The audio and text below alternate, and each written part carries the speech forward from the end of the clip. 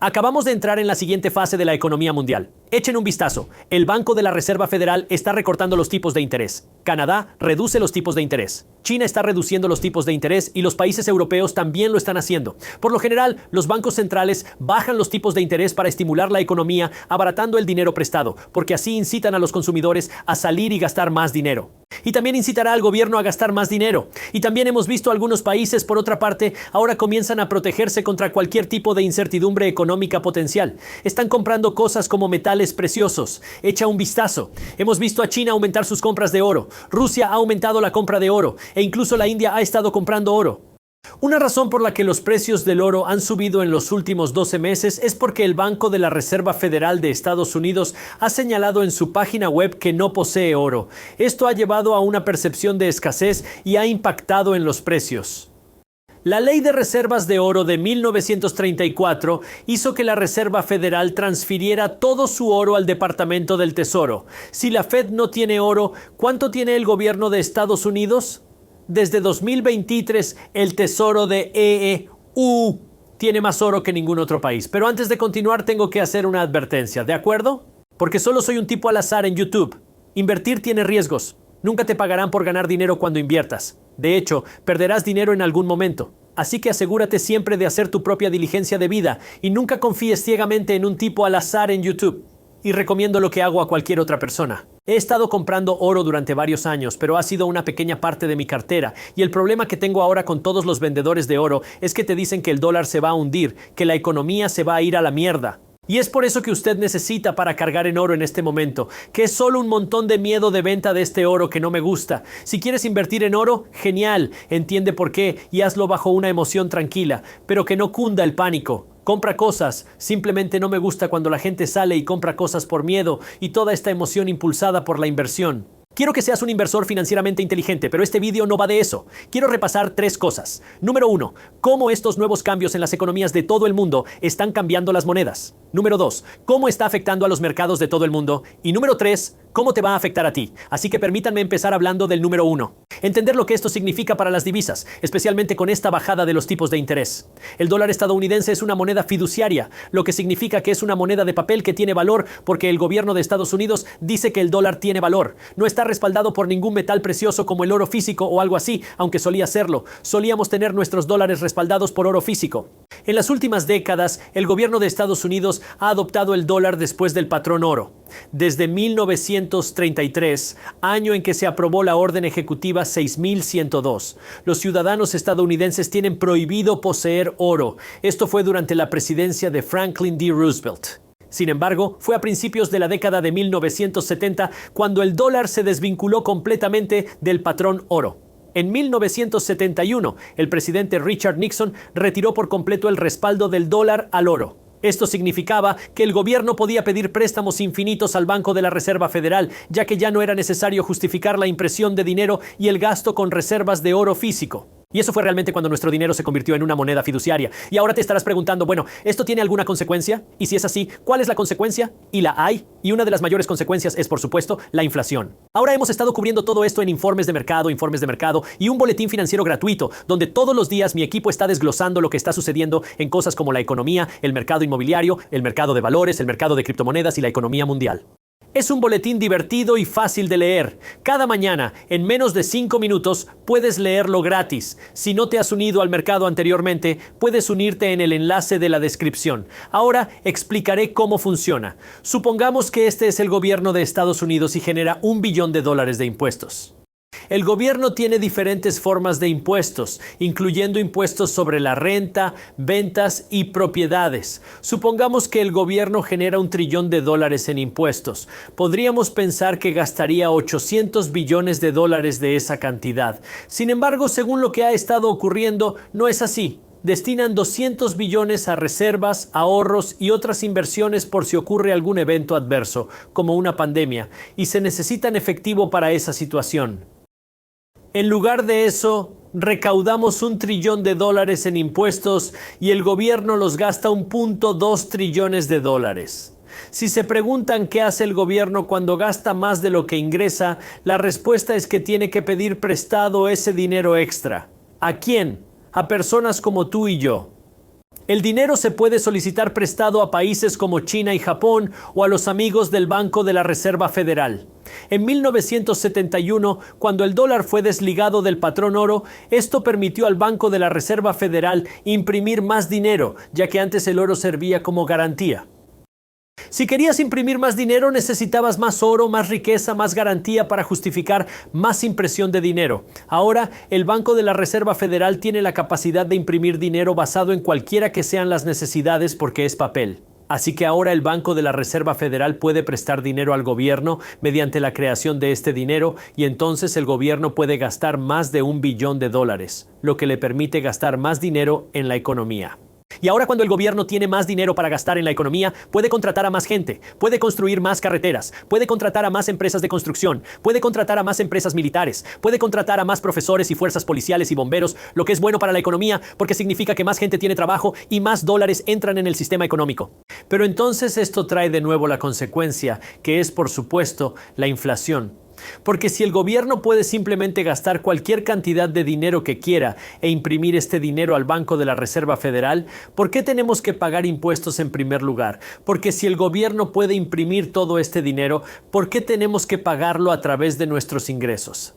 Y la razón es que si el gobierno gasta demasiado dinero, se produce inflación. Y lo que hemos visto es que la deuda nacional del gobierno se ha ido acumulando porque el gobierno sigue gastando más dinero del que ingresa. Y esto ha contribuido a la gran inflación que hemos visto en los últimos 5 años. Pero lo interesante es que la inflación no empezó en 2000. Llevamos décadas viendo inflación.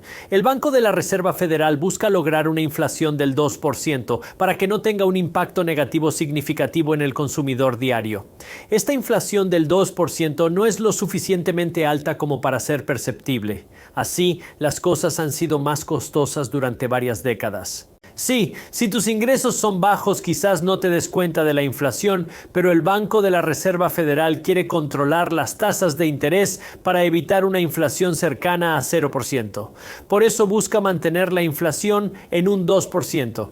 Esto es importante para entender cómo manejan el dinero. ¿Por qué controlan las tasas de interés? Porque quieren controlar lo que está pasando con la inflación. Se supone que es una flecha hacia arriba y hacia abajo. Cuando la inflación se calienta demasiado, entonces suben los tipos de interés como una forma de enfriar la economía, como una forma de enfriar la inflación cuando tienen preocupaciones sobre la economía y la inflación no es un problema. El Banco de la Reserva Federal puede reducir los tipos de interés para estimular el gasto y la economía. Esto implica abaratar la adquisición de viviendas, coches y cualquier otra compra debido a tasas de interés más bajas. Además, se busca fomentar el gasto gubernamental, dado que el gobierno juega un papel importante en nuestra economía, gastando alrededor del 30% del total del país. Y si es más barato para el gobierno pedir dinero prestado, ¿adivinen qué? Pueden obtener más dinero y gastar más dinero en la economía. Ahora que entendemos eso, profundicemos un poco más. Veamos cómo afectan los recortes de los tipos de interés a los mercados, porque muchas veces la gente cree que si se bajan los tipos de interés, los mercados tienen que subir. Pero la historia dice que no siempre es así. Echen un vistazo. Bueno, la historia no se repite exactamente, pero sí rima. Así que echemos un vistazo a los últimos 6 ciclos de recortes de tipos del Banco de la Reserva Federal y lo que hizo al mercado de valores, más concretamente al S&P 500, que es un grupo de las 500 mayores empresas del mercado de valores. Durante el año 2020, la Reserva Federal redujo los tipos de interés en un 1.5%. El mercado de valores experimentó fuertes oscilaciones a lo largo de ese año, pero al final vimos un incremento de aproximadamente un 16%. Incluso en 2019, cuando la economía se consideraba sólida, el Banco Central ya había reducido las tasas de interés por temor a una posible desaceleración económica en el futuro. En 2019, la Reserva Federal redujo los tipos de interés en 0.75% y los mercados subieron un 28%. En la gran recesión de 2008, a pesar del recorte del 4.75% en los tipos de interés por parte del banco, los mercados cayeron más del 38%. En 2007 ya había preocupación por la economía. En 2007, el mercado de valores también alcanzó un récord, pero la Fed recortó los tipos de interés preocupada por nuestra economía. Bajaron un 1% y la bolsa subió un 3.5%. Regresemos a 2003. La Fed bajó los tipos de interés un 0.75%. Los mercados subieron un 26% y luego volvamos a 2001. La Fed recortó los tipos de interés en un 4.75%, pero la burbuja.com y los mercados cayeron más del 9%. Se puede recortar los tipos y aún ver caer los mercados. Hay una diferencia entre el mercado de valores y la economía. Están correlacionados, pero no se mueven siempre de forma lineal. El objetivo es estimular la economía y el gasto, reflejándose en la bolsa.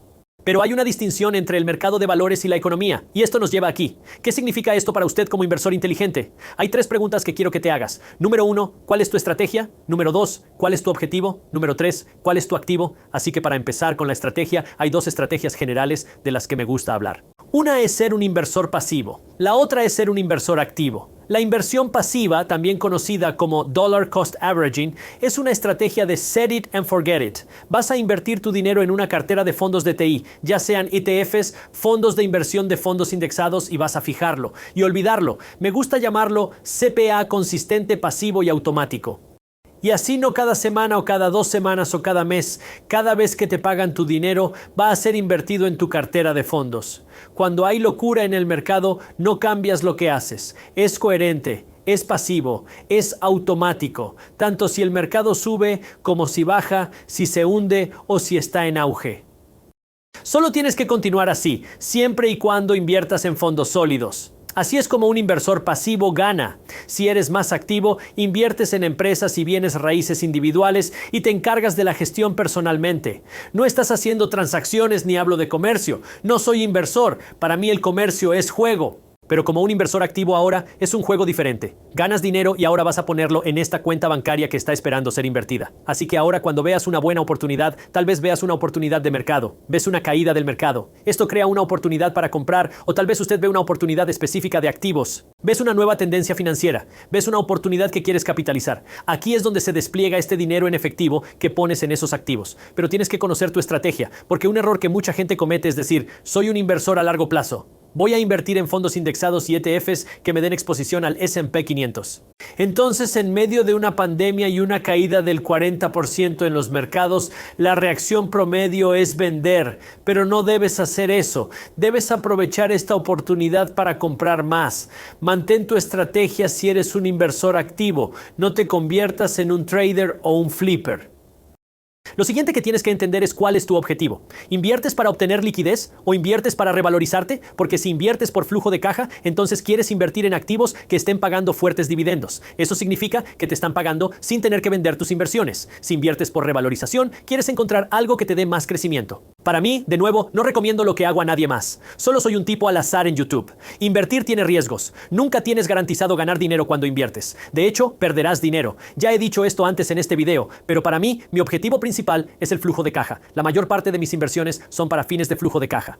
Si nos fijamos en mi cartera pasiva del mercado de valores, la mayoría de ellos están pagando dividendos. La mayoría son fondos que pagan dividendos. Si nos fijamos en mi cartera inmobiliaria, el 100% de ella produce flujo de caja. La mayor parte de mis inversiones totales producen flujo de caja porque me gusta la idea de cobrar sin tener que vender mis inversiones. Otras personas odian eso porque entonces tienes que preocuparte por los impuestos, pero para mí eso es lo que me gusta. Así que mi objetivo es el flujo de caja. A otras personas les gusta el crecimiento, la revalorización. Tienes que encontrar lo que es adecuado para ti y luego tienes que entender cuál es el activo adecuado. ¿Quieres invertir en acciones? ¿Quieres invertir en inmuebles? ¿Quieres invertir en ambos? Para mí, tengo 5 activos principales en los que invierto. Número 1, invierto en mi propio medio de resúmenes de negocios. Número 2, invierto en bienes raíces físicos. Número 3, invierto en acciones. Eso es pasiva y activamente. Número 4, tengo inversiones especulativas. Esta es una parte más pequeña de mi cartera. Mis inversiones especulativas son cosas que sé que podrían ganar mucho dinero, pero que pueden volver a cero. Y entiendo. Invierto en startups. Son inversiones especulativas.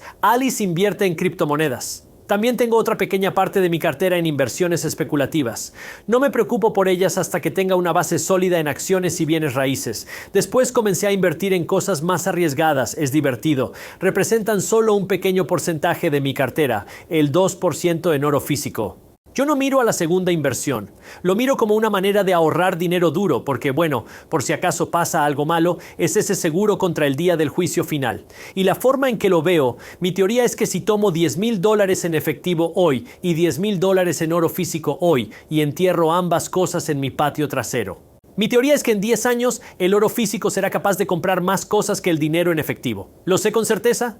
No, pero el oro es una pequeña parte de mi cartera como una especie de seguro. Y aquí es donde ahora su trabajo es entender las cosas que están sucediendo en la economía y ser un inversor a largo plazo, que podemos encontrar las oportunidades y construir riqueza y no atrapado en el día a día las emociones, porque por desgracia, esa es la manera de perder. Prefiero que obvies las emociones. Estas son enemigas del lucro. Sé un inversionista financieramente perspicaz para generar riqueza mientras los demás entran en pánico. Enfoquémonos en la crisis de la deuda de EE. Se pronostica que el gobierno gastará aproximadamente 6.5 trillones de dólares, unos 2 trillones más de lo que ingresará en impuestos. Cada vez que el gobierno gasta $1 que no genera con los impuestos, tiene que endeudarse más y más y más.